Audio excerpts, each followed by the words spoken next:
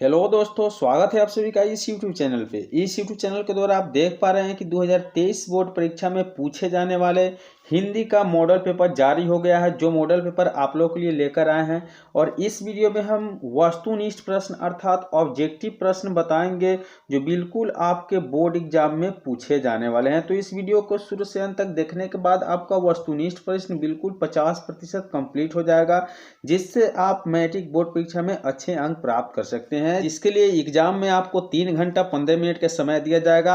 अब बिल्कुल 15 मिनट का समय आपको अतिरिक्त मिलता है, जिससे आप ओएमआर शीट को अच्छी तरह से भर सके। तो सबसे पहले हम बता दें कि आपको जो होगा वस्तुनिष्ठ प्रश्न यहाँ खंड अ से पूछा जाएगा, जिसमें से 1 से 100 प्रश्न है। किन्हीं 50 प्रश्नों का उत्तर आपको सही सही ओएमआर शीट में देना होगा, जिससे आपका 50 नंबर कंप्लीट हो जाएगा। तो चलिए हम देरी नहीं करते हुए वीडियो को शुरू करते हैं। उससे पहले बता दें कि यदि इस यूट्यूब चैनल पर नए हैं तो सब्सक्राइब करके बेल आइकन को जरूर प्रेस कर लीजिएगा, क्योंकि इसी प्रकार का वीडियो आपको हमेशा देखने को मिलेगा इस चैनल के माध्यम से। तो चलिए देखते हैं कि पहला प्रश्न क्या है।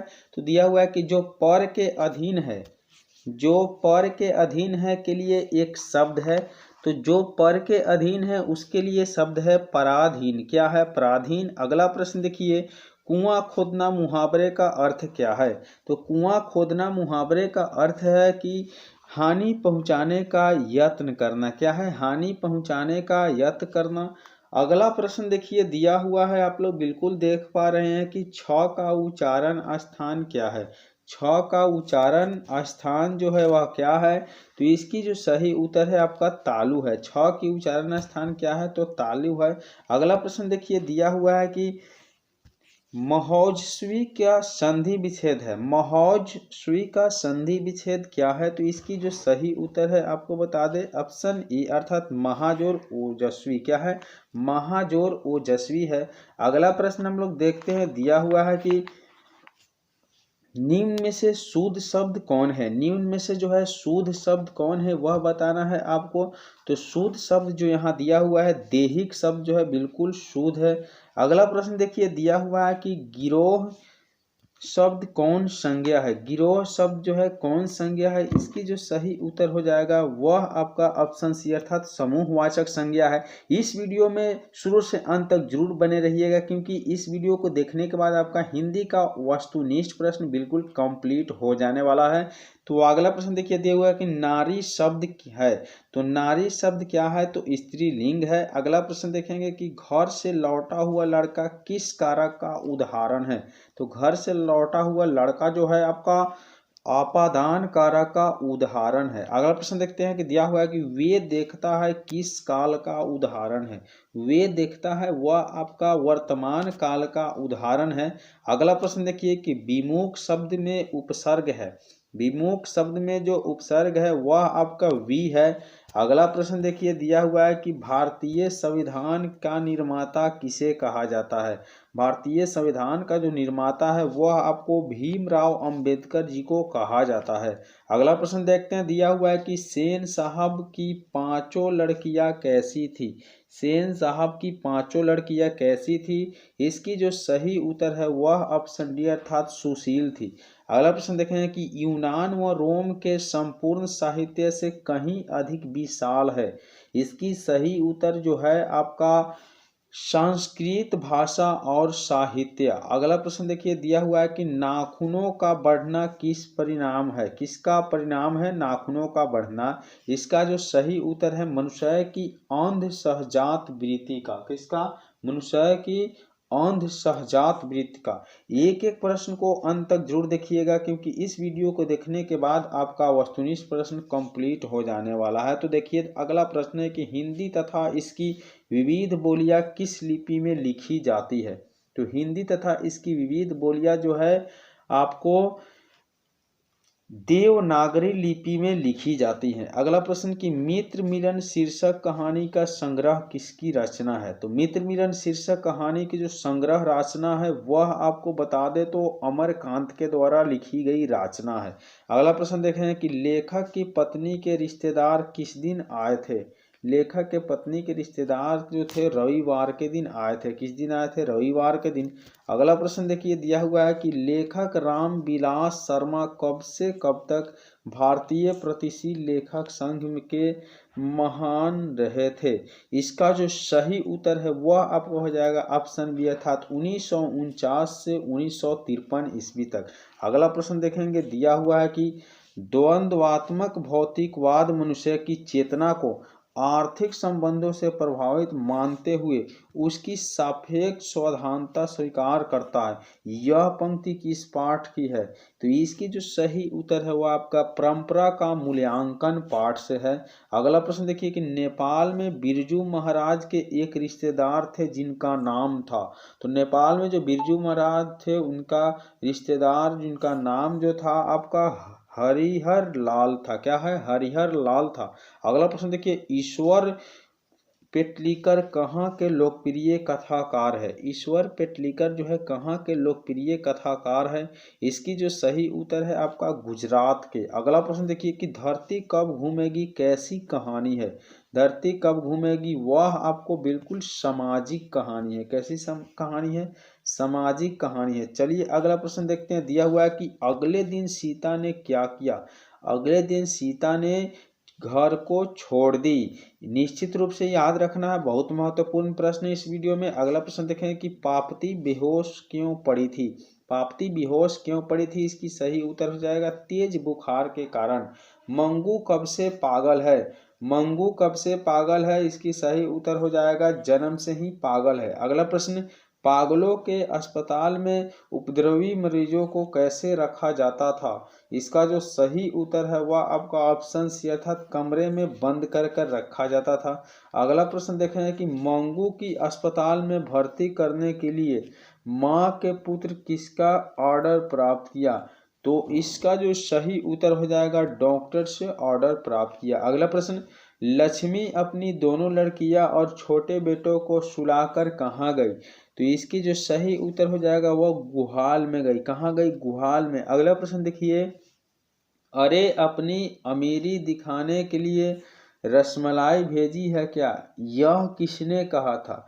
तो यह जो कहा गया था वह आपको नारायण की पत्नी भौरी के द्वारा कहा गया था। अगला प्रश्न देखिए कि वली अमाल से कहाँ के डॉक्टर ने पापती को लेकर मदुरै जाने को कहा था? इसकी जो सही उत्तर हो जाएगा वह ऑप्शन बी अर्थात गांव। ठीक है। अगला प्रश्न देखें कि सचितानंद हीरानंद वात्स्यायन अज्ञेय के पिता का क्या नाम था? इसकी जो सही उत्तर हो जाएगा ऑप्शन बी अर्थात डॉक्टर हीरानंद शास्त्री। अगला प्रश्न देखिए दिया हुआ है कि धूप बरसी घर पर अंतरिक्ष नहीं फटी। धूप बरसी पर अंतरिक्ष नहीं फटी। इसकी जो सही उत्तर है वह क्या है? तो ऑप्शन सी अर्थात मिट्टी से। अगला प्रश्न चक्रव्यूह किसकी रचना है? तो चक्रव्यूह जो है आपको बता दे कुंवर नारायण जी का रचना है। अगला प्रश्न कवयित्री अनामिका के पिता का क्या नाम था? तो कवयित्री जो अनामिका था उनके पिता का नाम क्या था? तो श्याम नंद किशोर था। अगला प्रश्न देखें कि घड़े सा लुढ़कता हुआ उसका घ किस प्रकार आकार थमक जाता है? तो घड़े से लुढ़कता हुआ उसका घ किस पर आकर थमक जाता है? इसकी जो सही उत्तर हो जाएगा ऑप्शन बी अर्थात ग पर आके थमक जाता है। अगला प्रश्न लौट कर आऊंगा फिर शीर्षक कविता की रचना है। तो इसकी जो सही उत्तर हो जाएगा ऑप्शन ए अर्थात जीवानंद दास जी की रचना है। अगला प्रश्न देखें कि रेनर मारिया रिल्के का काव्य शैली क्या था? तो रेनर मारिया रिल्के के काव्य शैली जो था वह गीतात्मक था। अगला प्रश्न कवि रेनर मारिया रिल्के किनके चरणों में छाले पड़ जाने की बात करते हैं? तो इसका जो सही उत्तर हो जाएगा सी अर्थात प्रभु के। अगला प्रश्न देखें कि मेरे बिना तुम प्रभु शीर्षक कविता किस हिंदी कवि द्वारा भाषांतरित किया गया है? इसकी जो सही उत्तर है वह आपको ऑप्शन डी अर्थात धर्मवीर भारती द्वारा किया गया है। अगला प्रश्न देखते हैं दिया हुआ है कि सदियों की ठंडी बुझी राख, शुक बुगा उठी, मीठी सोने का ताज पहन इठलाती है, किस कविता की पंक्ति है? इसकी जो सही उत्तर है वह आपका जनतंत्र का जन्म कविता की पंक्ति है। अगला प्रश्न की वीरनों और अभिनयों के बीच कौन नदी है? इसकी जो सही उत्तर है वह आपको बता दे तो रोन नदी है।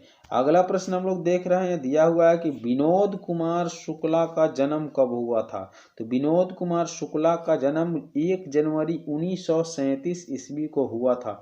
अगला प्रश्न देखिए कि मछली छीनने की कोशिश कौन कर रहा था? तो मछली छीनने की कोशिश जो था वह संतु कर रहा था। अगला प्रश्न, ड्योढ़ी पर आलाप शीर्षक काव्य का संग्रह किसकी रचना है? ड्योढ़ी पर आलाप शीर्षक काव्य संग्रह किसकी रचना है? इसकी जो सही उत्तर है वह आपका यतीन्द्र मिश्रा की रचना है।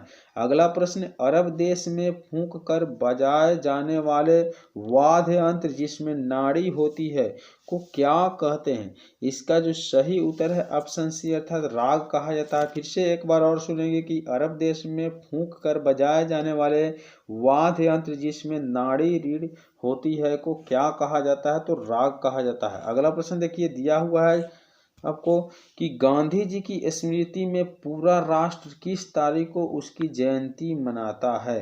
तो इसकी जो सही उत्तर हो जाएगा वह ऑप्शन आपको बता दे तो बी 2 अक्टूबर प्रतिवर्ष को गांधी जी के जो है स्मृति पर पूरा राष्ट्र की तारीख जयंती मनता है अर्थात मनाया जाता है। मेरा ख्याल है कि अगर व्यक्ति चरित्र निर्माण करे में हम सफल हो जाएंगे तो समाज अपना काम आप संभाल लेंगे, यह किसकी विचार है? तो यह जो विचार है आपका महात्मा गांधी का विचार है। अगला प्रश्न, काशी में मरण भी माना गया है, काशी में मरण भी माना गया है, इसकी जो सही उत्तर है वह आपको बता दे तो ऑप्शन डी अर्थात मंगल का। अगला प्रश्न, यतीन्द्र मिश्रा ने गीतकार गुलजार की कविताओं का संपादन किस नाम से किया? फिर से सुनेंगे, यतीन्द्र मिश्रा ने गीतकार गुलजार की कविताओं का संपादन किस नाम से किया? इसकी जो सही उत्तर है ऑप्शन बी अर्थात यदा कदा के नाम से किया। अगला प्रश्न देखेंगे, दिया हुआ है कि मछली शीर्षक कहानी में मछली और शोषक कौन खाता है? मछली और गोश्त जो होता है कौन खाता है? इसकी जो सही उत्तर है ऑप्शन बी अर्थात पिताजी खाते हैं। तो आज के वीडियो में इतना ही, मिलेंगे अगले वीडियो में। वीडियो को शुरू से अंत तक देखने के लिए धन्यवाद। यदि चैनल पर नए सब्सक्राइब नहीं किए तो सब्सक्राइब करके बेल आइकन को जरूर प्रेस कर लीजिएगा। चलिए मिलेंगे अगले वीडियो में, तब तक के लिए बाय बाय।